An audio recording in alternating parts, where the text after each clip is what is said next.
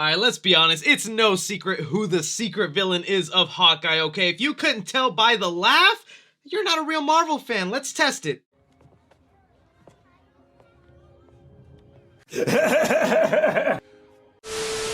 Bro, what's up? Episode 3 of Hawkeye has now dropped. Sorry I didn't do a breakdown for episode 1 and 2. As you can clearly see, your boy got a new job with the Tracksuit Mafia.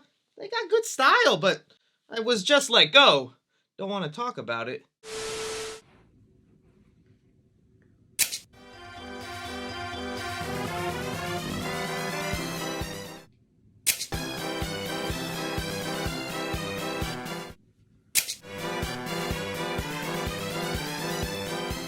Yeah, we gotta fire that creep. But on the real talk, you guys know I was doing episode breakdowns of the Chucky TV series, and that happened to be dropping the same day episode 1 and 2 of Hawkeye did. And I stay up to like 3 or 4 a.m. sometimes doing the Chucky review, so then with Hawkeye having 2 episodes, it was just kind of difficult for me, but I promise now to stay on track and give you breakdowns of Hawkeye. And that's exactly what I'm going to be doing here for you, is giving you my little spoiler review for Hawkeye episode 3, pointing out little Easter eggs you might have missed, speculating to what is to come in the MCU, and of course maybe wearing some crazy costumes if who I think is showing up next episode, I'm gonna be wearing a bald cap and making sure you don't embarrass me in front of Vanessa. So I hope you guys can stay tuned for that, but be sure to leave me your thoughts down below on how you're liking Hawkeye so far. Is it meeting your expectations? Where do you rank this in all the other MCU shows? Alright, but without further ado, let's go ahead and start off with this episode of Hawkeye. So it opens up with a little bit of backstory to the latest character they just introduced, Echo, who has already been announced to be getting her own Disney Plus series that we can all assume is really a gateway into reintroducing some of the Daredevil characters. We get an idea of her childhood back in 2007, the year before the first Iron Man came out, where she is struggling with being deaf, but because of her ability of being able to replicate anything she sees, she's gotten pretty good at getting by. And I do like the conversation she was having with her father in the bedroom. At one point she was even talking about dragons and mystical creatures. I wonder if maybe that's a subtle reference to Shang-Chi, since we just got dragons in the MCU. Fans are also noting 2 specific items in Echo's bedroom. This owl, which could be a nod to the Daredevil villain Owl, who also has ties to the Kingpin, but that could just be a little decoration off to the side. I think this one though is a pretty obvious nod to Echo's handprint that she has on the comic on her face, and we get that more than once in these flashbacks. Moving forward in the flashbacks, where we see Maya Lopez is now in karate classes, using her abilities to her advantage to replicate some fight moves and win, where we get the bit of reveal that her father is part of the Tracksuit Mafia, and one of us, look at this. Look at that, we twins. And not just that, they also go ahead and name drop this uncle character that'll be picking up Maya after karate classes. Now actually being for real and showing you the actual audio,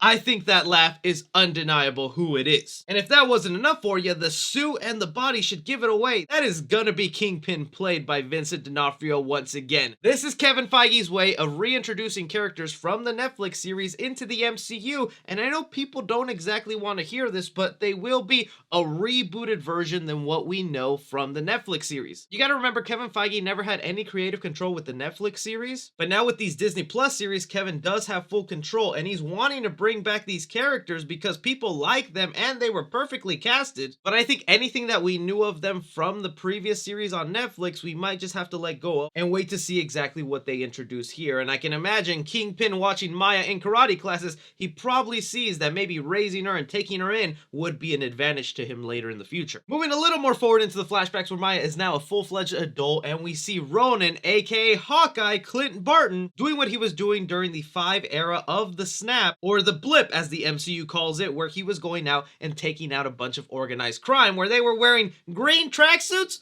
So happy they switched to red. Setting up the vendetta that Echo would have to go after whoever Ronan is, and this also possibly being one of the big consequences that Clint Barton will have to face of all his years of killing. Also leaving behind a bloody handprint on her face, again another reference to the handprint she has in the comics. From there we're brought back to present day, where we see Clint Barton and Kate Bishop tied up by the Tracksuit Mafia, and since I didn't do a breakdown on the first 2 episodes, I do just want to say I am loving this pairing between them, specifically also Also, Kate Bishop, I hate that everybody is simping over Hailee Steinfeld because she was my crush before she was in the MCU. So I need some of y'all to back off. But other than me simping on Hailee, I think it was such a wise decision to cast her because just the little banter she has with this tracksuit mafia employee who's trying to deal with his own personal girlfriend issues and she's just trying to give advice, like, I really kind of like that. But eventually Maya Lopez Echo steps in with her Jon Snow lookalike. I really like how much they're implementing Clint Barton's deafness into the show. I didn't think it'd be used this often, and in this episode they used it in some really powerful and interesting ways. And I thought it was even interesting how Echo for a slight second started sympathize with Clint, seeing that he was maybe deaf just like her. But another interesting thing from this conversation is we see that Maya starts to ask Hawkeye who Ronin is, Hawkeye letting her know that whoever it was, he's dead now, and the person that killed him is Black Widow. Kind of cool that they went ahead and name dropped Black Widow here, and that would be a perfect little explanation since now Black Widow is dead and can't even talk for herself. But also just to remind the audience that another character, Yelena, is set to be popping up later on this season, and she thinks that Hawkeye killed her. That's going to be really interesting to see. From there brings us into an action sequence that I absolutely loved, especially being in this abandoned toy warehouse. Like, it was the perfect setting, especially seeing Clint using his bow and arrows in slow motion, starting to see how he has to deal with the fact that he's deaf but still needs to fight in these dire situations. The show getting real creative with its humor here, where Clint can't understand anything Kate is saying, but they have to drive off and escape the mafia in a great one-track shot. Like, I am loving small-scale MCU. It's great sometimes to get these big action set pieces and witches flying in the sky and taking over entire cities, but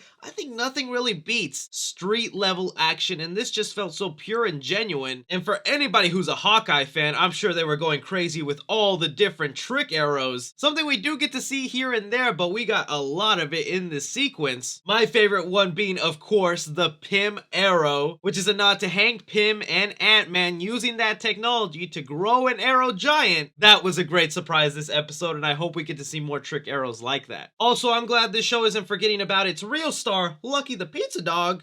I should walk the dog. What do you think?